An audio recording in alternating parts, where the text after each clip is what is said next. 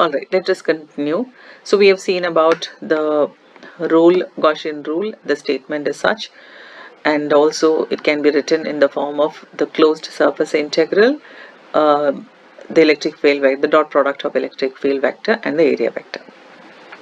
Now let's see some special cases or different situations where this Gaussian rule can be applied.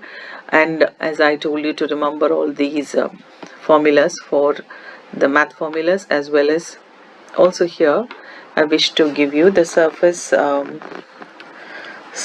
area, or the curved surface area, we can be specific, curved surface area of a cylinder.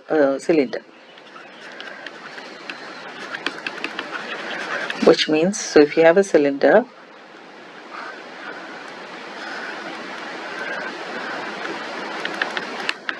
so the curves, this area, alright, excluding the top and bottom portion, just the curved surface area of the cylinder, formula is 2 pi r times L. Okay, so 2 pi r is the radius is from the bottom circle. This is the radius of the cylinder, and L is the length or the height of the cylinder. Okay, that's a formula for surface area of a cylinder. Alright, so we'll be using this also, and yeah, those are the charge density formulas connecting with the total charge enclosed in the conductor. Okay, coming to the situation, the first one, which is a infinite thin rod.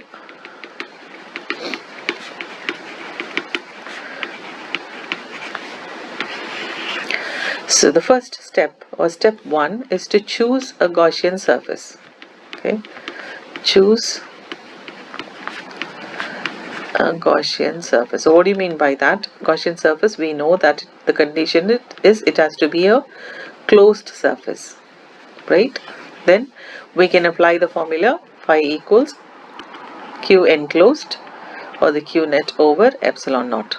Okay, so the yellow part, this is our rod that we have taken, and it has got a uniform charge density of lambda. Now the blue highlighted part is our Gaussian surface. So what is the shape of this blue Gaussian surface? It's a cylinder, right? It's a cylindrical surface which is closed on all sides, right? Now we are going to find out the flux through the Gaussian surface and equate it to the Q enclosed over epsilon naught formula. So basically the rule or the formula that you should start with is, so we have this for the Gaussian rule, and the other integral surface, the closed surface integral of E dot A times cosine theta. So that these two equations we'll combine and use it in almost all derivations.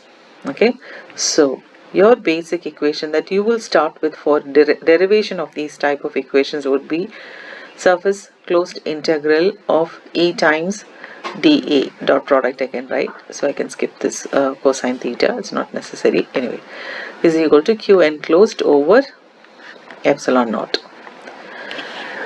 So you will find the electric field, you will use the formula E is equal to we are trying to find out E, so we keep that E as it is. You will substitute for this area. Now remember, this area is the area through which the electric field is either coming out or going towards it. Okay, and this Q enclosed will be the charges enclosed inside the surface. Okay, so that's a confusion most students come across. This dA is where the electric field is passing through.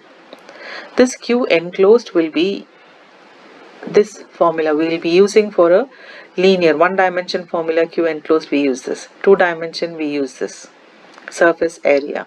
Okay, if it's 3 dimension, we'll use volume. That's a difference in these type of substitutions. Alright, so in this case, if you notice the electric field, there is no electric field coming through the ends of the cylinder. See this part and that part, backside part, there is no electric field coming through it. So what area has the electric field? it is E times, and they are parallel to each other. So you have the area vector also along this. So angle theta is 0 degrees. So cosine 0 will be 1. So we can write this as EA equals Q enclosed over epsilon naught.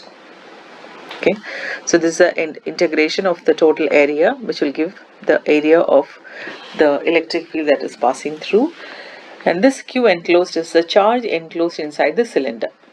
Okay, so which becomes E times the area is surface area of the cylinder, which is 2 pi RL, and Q enclosed, you see this is the length of the conductor. So as I explained in the previous video how to relate length and lambda, so it will be lambda times L is the total charge enclosed over epsilon naught. Okay, so here we can cancel out the common terms. Common term is L and L, so L gets cancelled, and then you end up with E equals lambda over 2 pi r epsilon naught.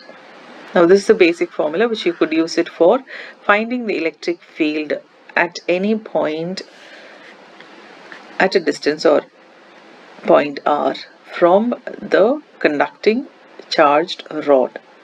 Okay, so if you have uniform charged rod, so if you want to find out electric field vector at a point E, you will use this formula. Now there is a different version for this where we use K equals, we know it is 1 by 4 pi epsilon naught. So we can introduce, you will find this formula in the formula sheet.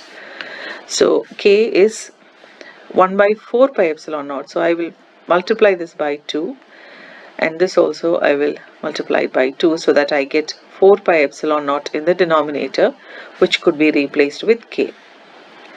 So this becomes 2 lambda, K is there, so K is 1 by 4 pi epsilon naught, and then R will be left, so that will become 2 K lambda over R. So you have two formulas, 2 K lambda over R. So this is the easier formula to remember because it's given in the multiple choice.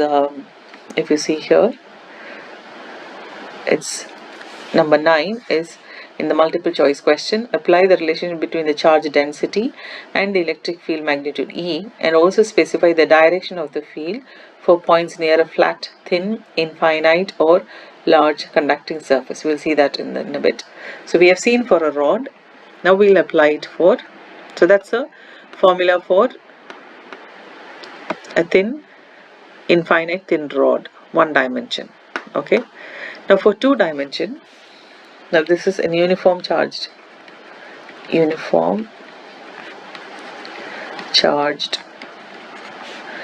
rectangular sheet. Okay, or you can say it's in a plane. Now what equation will you start with? The same equation. So you take the closed integral E times dA equals Q enclosed over epsilon naught. As I mentioned before, Q enclosed will be, so we have chosen a Gaussian surface, again the highlighted one. So that's a closed Gaussian surface which is in the form of a cylinder.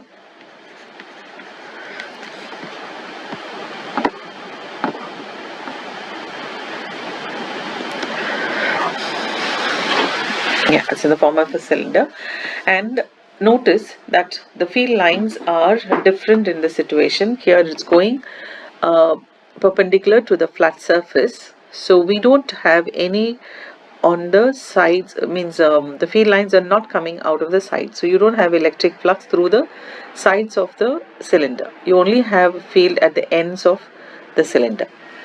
Okay, so which area will you consider here? You will just take the area of these two ends only. Alright, so here it becomes, so if I take this as, we are not substituting the area of a circle, we leave it as area itself. So those two areas will have the flux or the field passing through it, so it will have flux. On the sides the flux is 0 because there is no electric field. So this becomes E times, since we have two areas, we have 2A equals Q over epsilon naught. Now this Q is, what is a Q? It's a charge enclosed inside the surface. So we have that as sigma times A over epsilon naught, and if you combine this equation, E will be equal to sigma A over 2 epsilon naught times A. I'm bringing this 2A down, right? So common terms again you can cancel. So this becomes sigma over 2 epsilon naught. So your final formula, you get E equals sigma over 2 epsilon naught. And if you notice, I mentioned uniform charge distribution on the plane. So this is for a non-conducting medium. Non-conducting medium, it is sigma over 2 epsilon. For conducting medium, one end of this, you can refer to your textbook, one end of this cylinder will be kept inside the conductor where it is, the field is 0. So we will not have 2 times area, one area will have electric field. So you will have the formula for conducting medium to be just sigma over epsilon naught. This is for a conducting plane. Okay, that's a difference. So for a one dimension thin rod, we derive as such and we get 2k lambda over r. And for a conducting and non-conducting flat sheet, we have these two formulas and we derive it as such. And see here we can substitute area formula, but it will get cancelled. That's why we don't substitute it. We keep it as 2 times area. Here sigma times area will give you the total charge enclosed. So as I kept telling, this charge is the charge enclosed inside the Gaussian surface. The next video we'll see about deriving formulas for solid spheres and spherical shells. It's not mentioned in the Haeckel, but to be on the safer side, learn that as well.